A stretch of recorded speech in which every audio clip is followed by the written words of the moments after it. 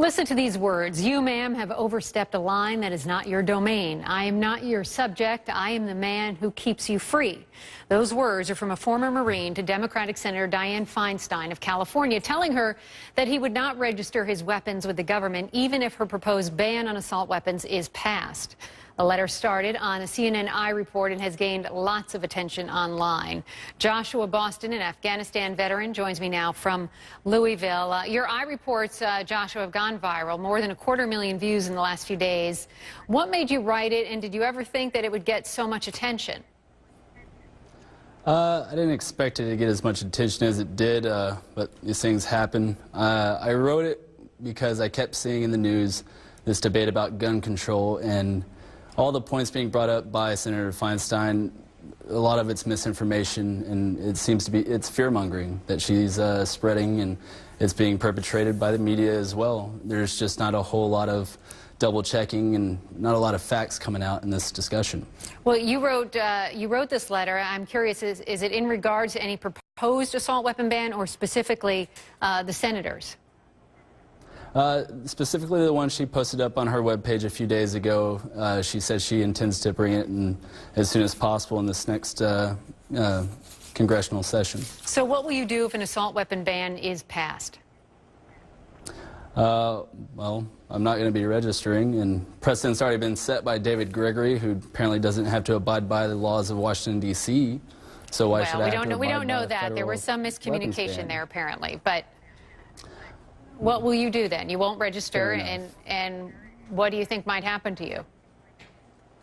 Well, I mean, whatever happens, happens, but I have a right granted to me by the Second Amendment in our Bill of Rights, and it says shall not be infringed.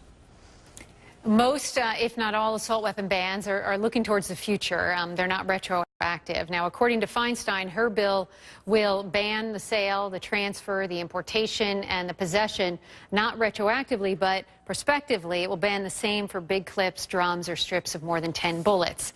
And in response to your letter, I want to read the statement that the senator released. She writes, Senator Feinstein respects Corporal Boston's service. She has heard from thousands of people, including many gun owners, who support her plan to stop the sale, transfer, importation, and manufacturing of assault weapons and large capacity magazines, strips, and drums that hold more than 10 rounds. As Senator Feinstein has said, the legislation will be carefully focused to protect the rights of existing gun owners by exempting hundreds of weapons used for hunting and sporting purposes. That was from her office. What do you make of that? I'm still confused as to where the hunting and sporting clause is in the Second Amendment. It's nowhere to be found in the Bill of Rights or the Constitution, so I don't understand what she means. So when you look at those things that happen, like the shooting in Newtown or the shooting in Aurora, Colorado, you don't think that there should be any change to the law? The laws we have are extensive. I mean, there's over 2,000 gun laws as it is. And the fact of the matter is, predators are amongst us, and we have to recognize that fact. We don't live in a utopia. Our citizens have to be armed to protect themselves from these madmen. So what is the solution then? I mean, is that the solution to stop these tragedies, is for everyone to be armed? How do you stop this from happening again? Not for everyone, but it certainly ups the probability of successfully stopping a shooter before you have 20 dead, 30 dead. Joshua Boston. People will choose whether or not.